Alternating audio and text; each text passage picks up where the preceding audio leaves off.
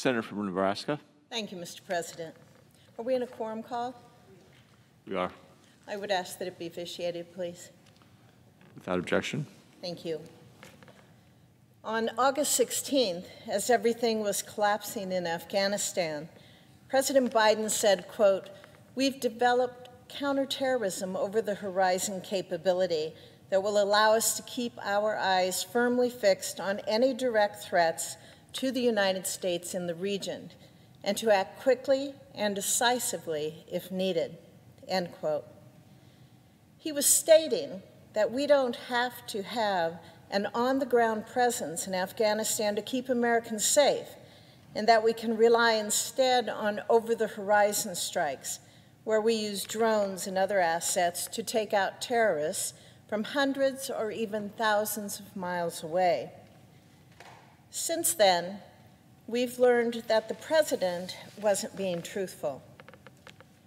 At the Senate Armed Services Committee's open hearing on Afghanistan's disaster, CENTCOM Commander General Kenneth McKenzie testified on the immense challenges that we face in preventing terrorist groups like Al-Qaeda and ISIS from using Afghanistan as a launching pad to attack us here at home.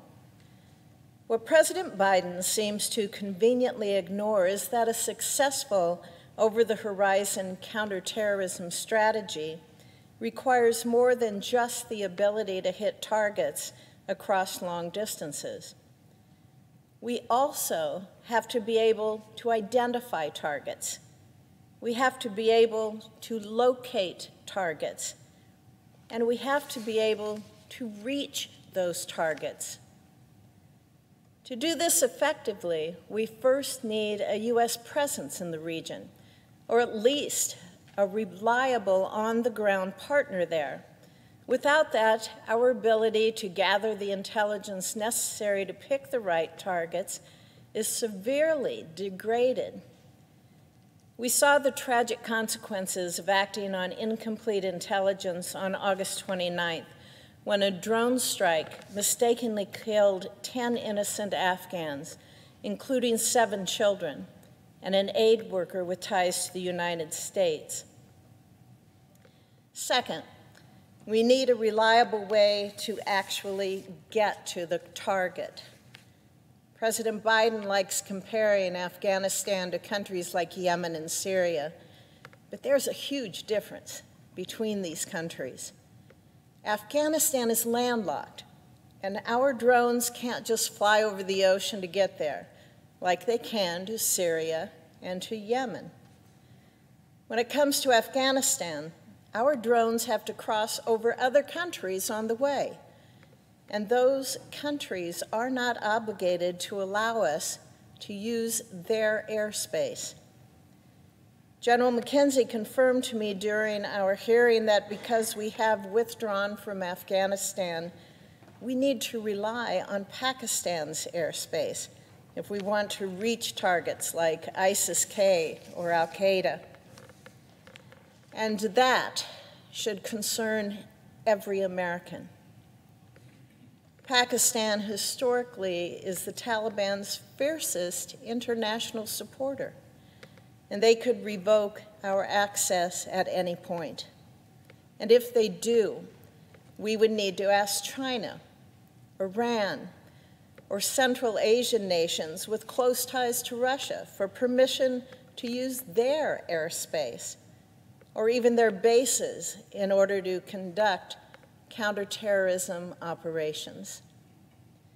When I asked about this during the SASC hearing, Secretary Austin confirmed recent reports that the U.S. military, the finest fighting force in the world, that they've had conversations with Russia about using their bases in Central Asia nations on Afghanistan's northern border. Secretary Austin insisted that we haven't asked for Russia's permission to use these bases. We're simply considering an offer that they made. But if we have to consider an offer from the Kremlin just to keep Al-Qaeda from surging back in Afghanistan, President Biden hasn't put America on a very strong footing. The bottom line is that our chaotic exit from Afghanistan has made it much, much harder for the United States military to keep the American people safe from terrorists.